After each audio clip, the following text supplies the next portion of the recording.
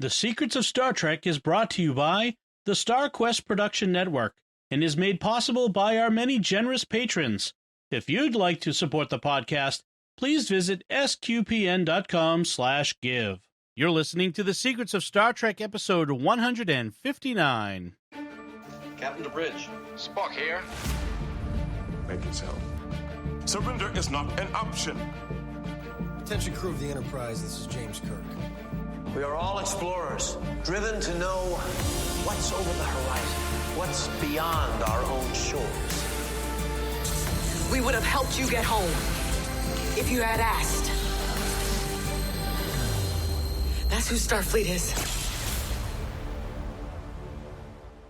Hi, I'm Dom Bettinelli, and you're listening to The Secrets of Star Trek, where we discuss the hidden layers and deeper meanings found in all the Star Trek TV series, movies, and more.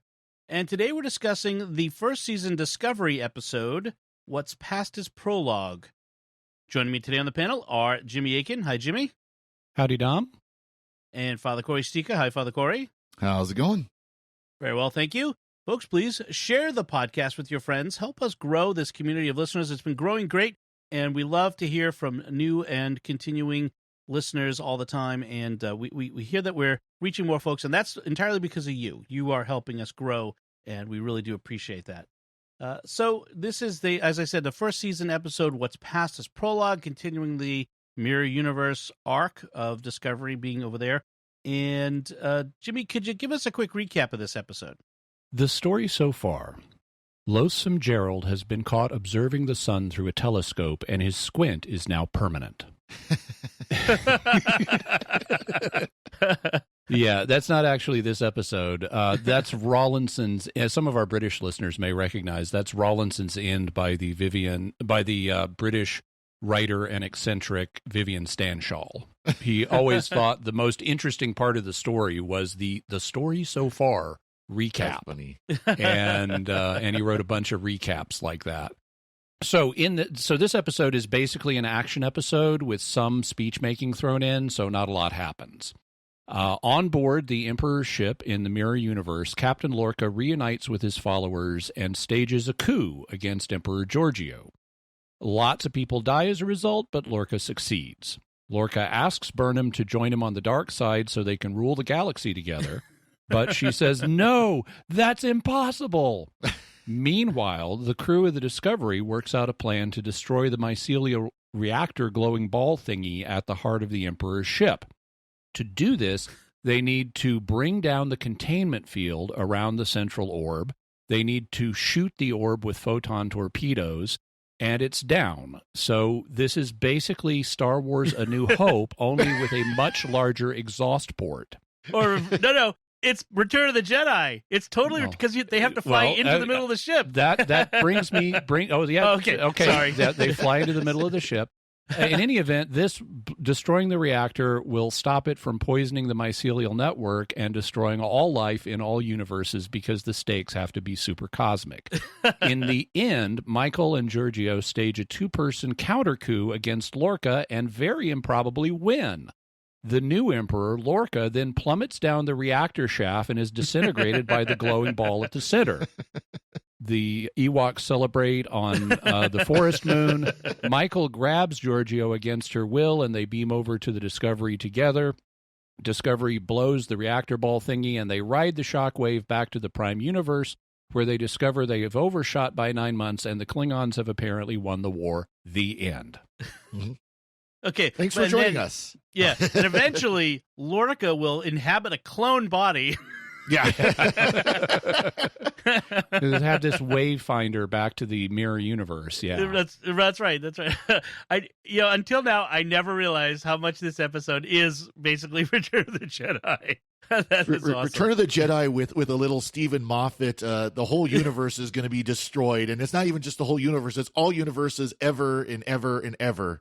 Yes, everything, and we have to save everything that ever existed. So what? Let's jump into this. Oh man, my mind has been blown. Let's jump into this one. So we find out that Lorca he reunites with his mirror version of Landry, his former security chief that was killed by the tardigrade. Was she killed by the tardigrade? Yeah, I forget what it was. Yeah, it's been a while. but his Who mirror. cares? Yeah, who cares? She gets her back. They find out the mirror Stamets. He's the one who sold out Lorca. Now, remind me, the most recent season 3 of Discovery, when the Emperor goes through the Guardian of Forever and sees the events preceding this, that Stamets dies beforehand. Yes. Right. So she changes that history. And that Okay. history has changed anyway because she dies before all the events of this. As Right. Carl says, there are so many versions of us. Right, that's true. Okay, so, all right. So I was trying to remember it because he is part of the plot, and so she kills him in Yeah. that because he's part of the He's plot. this series' Rory, the man who dies and dies and dies. Yeah, there you Okay. go. We also find out what happened to the Prime Lorca. They were swapped. They swapped places when they both beamed up to the Baran as an ion storm hit the Mirror Baran, which is what happens in the original Mirror Universe episode when Kirk and crew are beaming up to the Enterprise in the midst of an ion storm, and they swap places. So remember, folks, no beaming during ion storms. That's an official FEMA Unless you're in recommendation. an emergency explodey ship and need to get out of there. Well, that's true. That's true. Just that you're just going to end up somewhere unpleasant. So we get a thinly veiled sermon about oil consumption short-sightedness from Stamets and that. Oh my gosh, how could Terrans be so short-sighted as to poison their own universe? I'm like, gosh, can we Really? Yeah. yeah. We also it's made clear that Lorca isn't going to be a better emperor. He's not going to be he's holding this coup. He's replacing her in order to be the more twisted, evil emperor. Yeah, because he thinks she's too weak as an emperor. Yeah. She's been letting aliens do too many things, and it's weakening the empire. This is a humans only empire. Yeah, she's so fuzzy. Well, and at least humans only in charge, and she's Yes. like relying on them and letting them have more roles. right, Mhm. right. We find out that this orb that's powering the Karen is a mycelial reactor that's poisoning the network instead of working in symbiosis or something along those lines. So this whole mycelial network thing, which is, it comes out of nowhere. It's never been in Star Trek. It can't be in future Star Trek, and TNG and all this stuff because those have already been created. It just feels like this huge MacGuffin that we've dropped into the middle of Star Trek. I don't. Well, it does, but I don't know that I have a problem with that because every new series of Star Trek needs to contribute something new to the mythology. Otherwise, why do it? Yeah. And this is one of their efforts. It can be used in future Star Trek series. It just can't be used going backwards. Just like there are loads of things in Next Gen that couldn't be retrojected into the original series because it was already completed. But Next Gen and Deep Space Nine both introduced lots of new pieces of lore. Right. Well, Yeah. it's and to be honest, after this season, it's there because they still have the spore drive, but that's never talked again. We never hear about it again. It's just it's there. Well, I take that back. Once they get They use it. they use it. But I mean, once they get they resurrect Culber, then you don't hear about it again. It's done. Yeah, well, they do continue to use the spore drive. That's in season 3 of Discovery. They're hopping. That's why the Federation lets them return to active service, is because they can hop all over the place and get your pizza there in 30 minutes or less. Yeah, but yeah. What I mean is it's not a serious plot point. The actual the mythology mycelium of- network Yeah. is just kind of it's there and used as it's how the spore drive works, and that's basically it. And that's not uncommon for science fiction to introduce a concept and really dig down early on how it works, and then it becomes just as invisible as your house's thermostat. You don't really have to think about it after that, Right. Unless you're Stargate SG-1, where we're continually expanding the mythology of how the gates work. Mm-hmm. Yeah. And I think my thing is it's the fundamental problem of doing prequel series. Enterprise had the same issue, which is, you have all of these other series and all of this, dozens of episodes of other shows that are post-dated this internally, and they try to retcon because Discovery disappears and goes 1,000 years in the future.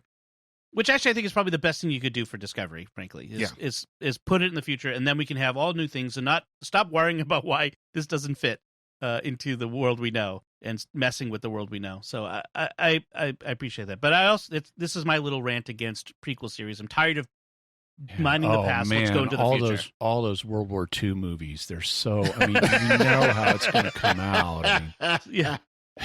all this, it's Civil War movies and Revolutionary War movies. And I mean, come on, all these prequels, they're just killing the film industry. You can't do those. There's too many problems writing about things in the past that we already know the outcome of.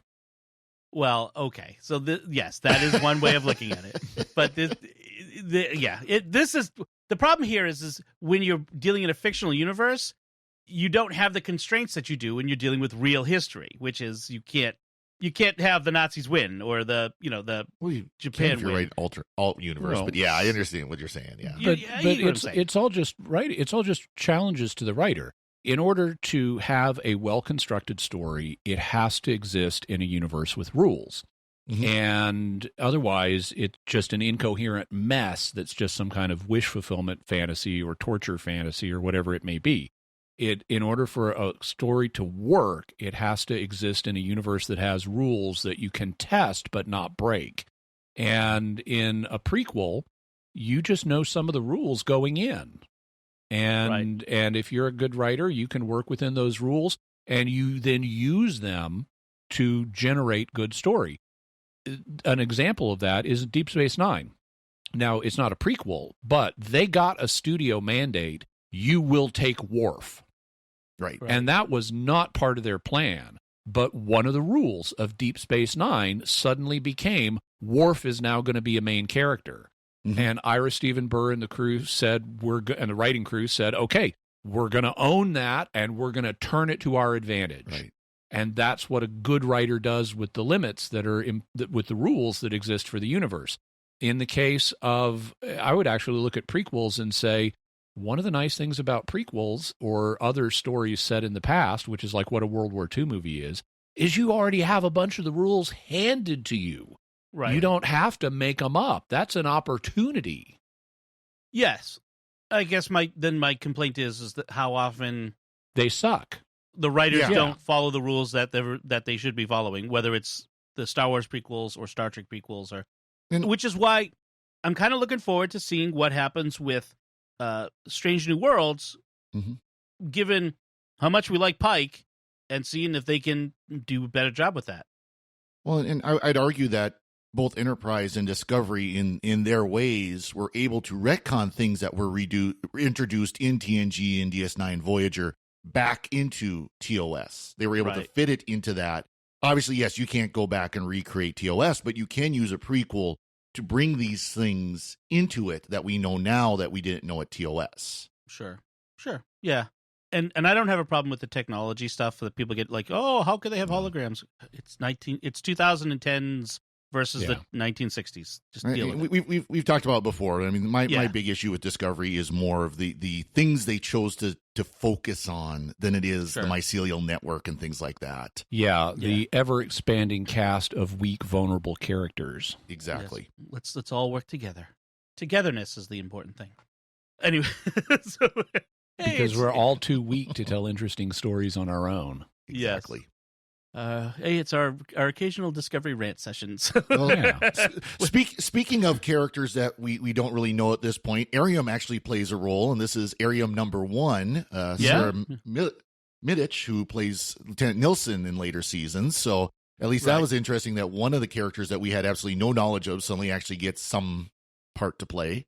Yeah, it's interesting rewatching this series after having seen the other two. It's like I kind of know who all these anonymous bridge people are now. Yeah. Because they were tragically underdeveloped in the first season. They were just faces, and I didn't even know their names. But now she's the one who later gets the trauma, and she's the one who later gets blown out the airlock. And there are these other two guys that haven't really had any development yet, but at least I know who they are. Yeah. In fact, they're more in this season. Their most interesting appearances are when they're the Mirror Universe bad guys. Yeah, but yeah. So speaking of bad guys getting the heave ho, there's a scene where Lorca has taken the throne room. He's got the big sword. They've got he shows Mirror Stamets the trap door because, of course, if you're an evil emperor, you have a trap door in your throne room to the place to kill people, a la Jabba the Hutt. And he kind of, I'm going to drop you right into your orb that you created. Oh, but nah, I'm not going to bother. I'm going to disintegrate you instead. Kind of poetic, isn't it? The scientist being destroyed by his own invention. But I've always hated poetry. I'm going to kill you another way. Right. And then drops them in there anyways. Well, it's Chekhov's trapdoor because they're showing us the trapdoor because that's Lorca's eventual end. Yeah, so we need to see it because they're going to use it at the end of the episode. Right. Not Chekhov from TOS, but the other playwright. Anyway, we have this whole thing were invented in Moscow. Right. Lorca has this thing throughout where he wants Burnham to join him. Like this whole... He pulls his punches throughout because he's got this whole thing like he wants Burnham by his side, and I'm not sure they ever worked that out. Both Georgiou and Mirror Lorca have irrational emotional attachments to Michael Burnham, and Lorca is using Georgiou's attachment to Michael to his advantage, but he is just as irrationally attached to her, if not more so. Right. Yeah. Yes. Well, they kind of hang a lantern on that where Burnham says, my mirror version betrayed you and I betrayed my Georgiou and I'm not going to let that happen. Yeah, she's got this weird line where Burnham is talking to Georgiou and she says, both versions of me betrayed both versions of you. Yeah. And I'm going, wait a minute. Okay, so Prime Burnham betrayed Prime Georgiou when she got her killed at the Battle of the Binary Stars. And Prime Burnham has now betrayed Mirror Georgiou through her role in Lorca's plot. And Mirror Burnham betrayed Mirror Georgiou before we ever got here when she sided with Lorca. Yeah. But when did Mirror Burnham ever betray Prime Georgiou? They never met. Right. So this line doesn't seem to work. I mean, very simple square of opposition here. Yeah. One of these things is not like the others. One of these things just doesn't belong. See, I think, of course, this is showing the weakness of the writing because it seemed to me, at least, what they were trying to say is, like I said, where the Prime Burnham betrayed Prime Georgiou, Mirror Burnham betrayed Mirror Georgiou, and there wasn't the cross from Prime to Mirror. Right. But that's not what she says. But that's I think what they're trying to say. Is right. The two of me betrayed the two of you in our different universes, but they didn't say that. Right. Because writing. So there was an intentional Die Hard homage in this one with in fact they came out and said it, the writers said it, that Burnham crawling through air ducts and the conversation between Lorca in the control room and Burnham in the ducts and halls and various things was supposed to be a John McClane, Hans Gruber thing. Okay. Although we never get a yippee-ki-yay from Burnham. Yeah, I was going to say, I thought I remember hearing that line at one point. Oh, wait, no. Yeah. Even to the point where Hans Gruber falls from the 23rd story of the Nakatomi Plaza. That's Lorca falling into the orb. Yeah. So, yeah. Yeah, I didn't. If that's what they were doing, it didn't come across that way to me.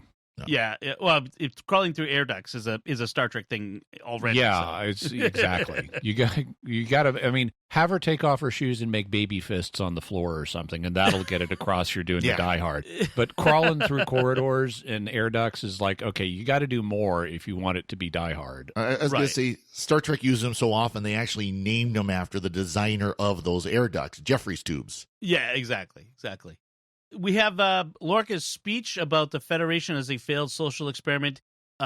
Apparently, Jason Isaacs and the writer Ted Sullivan worked together on this speech because they wanted to resonate with contemporary audiences as reflecting the worst of us. Oh, my gosh.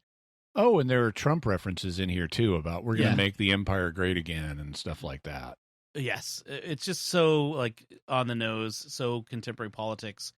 What I did like is Lorca's speech to the bridge crew of the Discovery saying, my service with you, my time with you, I really value. I respect you all. Mhm. And if I thought for a minute that I could wean you off this Federation idealism, I would offer you jobs in a minute. Right. And I like that. It shows he really does respect them. He also interprets them through his worldview as like, you are a team of soldiers that I have molded, and I am proud of you. Right. And I'm sitting there going, yeah, no, they're not. Yeah. But there is that, there is that moment, and I did like that. It makes Lorca more... Not completely cartoony. Yes, right.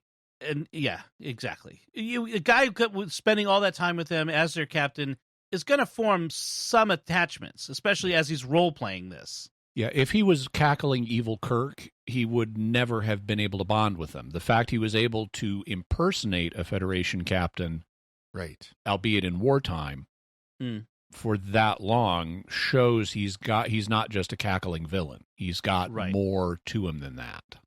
Right. So we are presented with a no-win scenario in this one first. At first, I think there's no way out. The Discovery crew, they have to sacrifice all of their mycelium, and they'll be so close to the explosion that they won't be able to escape the blast wave. But Saru tells them, my threat ganglia are not saying we're about to die. I don't believe in no-win scenarios, so let's reprogram this Kobayashi Maru. Exactly. Right. The threat ganglia thing, like sensing they're about to die, is so they're psychic. I mean, is this what they see the future? That Saru's people? Well, they could be. I mean, they established as of the second pilot of Star Trek that psychic powers are real, and some people can predict the future to some degree. Yeah, but they've never explored that. They've explored telepathy much more. Yeah. And they've shown us telekinesis much more, but they've never really done much with precognition. And that's, would be the most logical explanation of what we see on screen with Kelpians. Yeah. But they make it sound like, I don't think they want to go to precognition on Star Trek. And they make it sound like this is some biological instinct that doesn't involve precognition, but picking up on subtle cues in your environment. And if it's that, then okay, your threat ganglia are of no use here. Right. They're not picking anything up. And I think this is meant to be a parallel to the first episode of the first season, where he talks about how my species has been bred for millennia to recognize death, and I can feel it's very close. Right. Right. That whole speech we mocked mercilessly and rightfully so when it first came out. But this is meant to be kind of that parallel of, before the war, he said, I can sense death is coming very soon. Now he's saying, well, I can't sense anything, so we're fine. So great way to deflate the drama in a scene. Yeah. Right. So after Lorca is dead, why... I asked myself the first time I watched it, why doesn't Georgiou just betray Michael, take a Discovery, take it for her own, all that sort of stuff? There's a line in there because she knows she's a defeated emperor and therefore she cannot survive on the throne here after this. So I get that, but it's clearly they wanted Georgiou to go to the Prime Universe. That's clearly why they did it. Yeah. But also she's got, there's more on-screen justification than that. Not only does she know she's going to die if she stays here, Georgiou knows. She also has an irrational attachment to Michael. And, people from this universe, even though they're bad, they can act honorably. And if she took the Discovery, what's she going to do? Even if she could regain her throne and she kept the Discovery, that's risky. Because this is the existence of the Prime Universe and its Federation is an #1 double plus top secret in the Mirror Universe. You don't want anybody to know that this thing exists. She killed all of her lords but one in the previous episode to keep the word from getting out that the Prime Universe and the Federation exists. And so she is not going to want to keep this big, huge, hunking piece of the Federation and all its people around. Even if she killed all the people, sending crews over to this thing. I mean, if you were going to do anything, you'd destroy it. But since Burnham just wants to leave, okay, let her leave. That's the easy thing. Right. And it's a different circumstance from the Defiant in the Enterprise episode, or the mirror universe, where the Defiant comes back through Throlian Web, and that's kept because it was a technological advance for the Terran universe. Mm-hmm. But this Enterprise is equal. Yeah. Well. Yeah. But the Terrans were experimenting with Spore Drive as well. They had their own Spore Drive. I don't know that they even knew about Discovery's Spore Drive. I don't think they ever saw Discovery use it. Right. And also, look at how great keeping that Federation ship around worked the first time. Right, right. That led to Empress Hoshi Sato. Yeah, that's true. At the end, but Burnham doesn't want Georgiou to sacrifice herself and jumps onto her as they're transporting, which we all know is a terrible idea, but she did it anyway. We saw it happen in Voyage Home. And they materialize at two different spots on the pad. Yeah, that's something that's never happened before. No. That separate streams. Yeah, like I said, we saw it in Voyage Home when what's her name, Jillian, jumps on Kirk and they get transported together. But yeah. Apparently, the transporter has a way of separating out the people, which is good. And rearranging their body posture so you don't fall over because the person you were hanging on to isn't there now. That's true. That's true.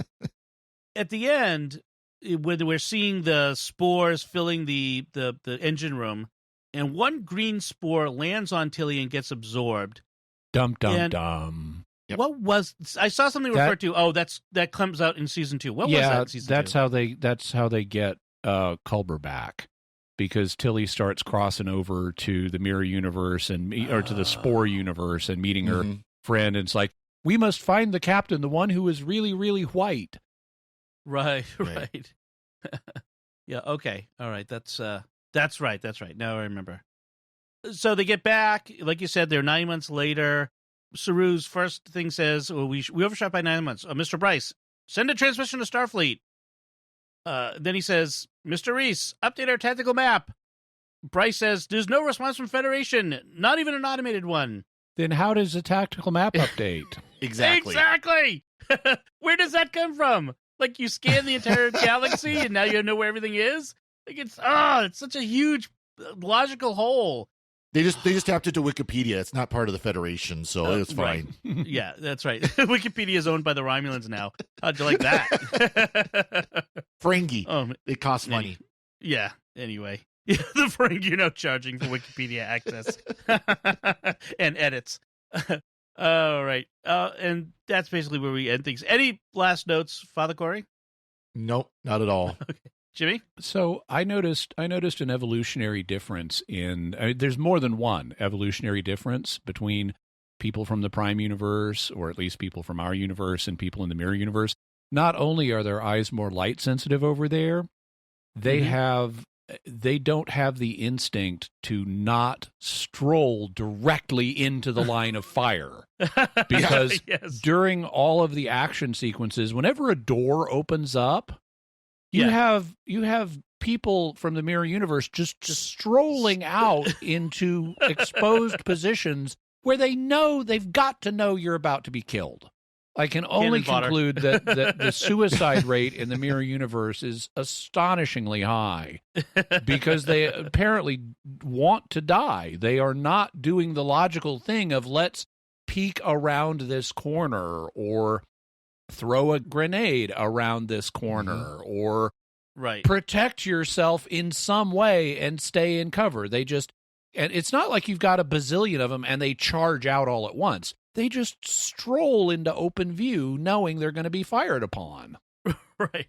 So I in my notes, I referred to it as stroll of the cannon fodder. There's that scene where Owo, the mirror Owo, gets killed. Like, she's sent out to send a message. It was kind of cool. All the phaser rifle lights popping on in the darkness to show that they're all there. That was a bit of a cool thing. That was a little bit like Darth Vader's lightsaber in Rogue One lighting up in the corridor. So that was pretty good. I like that. But you're right. Yeah, they were all cannon fodder. They were terrible. We'd wipe and they knew it and owned it. Yes, they did. Anything else? Nope. All right, let's wrap up that in the mirror universe of Discovery. We do want to take a moment to thank our patrons who make it possible for us to create the Secrets of Star Trek, including Mona F., Frank R., Victor S., Meg S., and Adam G. Their generous donations at sqpn.com/give make it possible for us to continue the Secrets of Star Trek and all the shows at StarQuest. You can join them by visiting sqpn.com/give. And we'd also like to thank Victor Lambs, who edits the show for us every week. So that's it from us. What do you think of what's past his prologue? You can let us know by commenting on the show at sqpn.com/trek, or our Facebook page at facebook.com/StarQuestMedia, or send an email to trek@sqpn.com. We'll be back next time when we'll be discussing the original series 2-part episode, The Menagerie. Until then, Father Cory Stika, thank you for joining me and sharing the secrets of Star Trek. Thanks, Tom. Jimmy Aiken, thank you as well. Thanks, Tom, and long live the Empire. And once again, I'm Dom Bettinelli. Thank you for listening to the Secrets of Star Trek on StarQuest. And remember, I will die on my feet as fitting my station.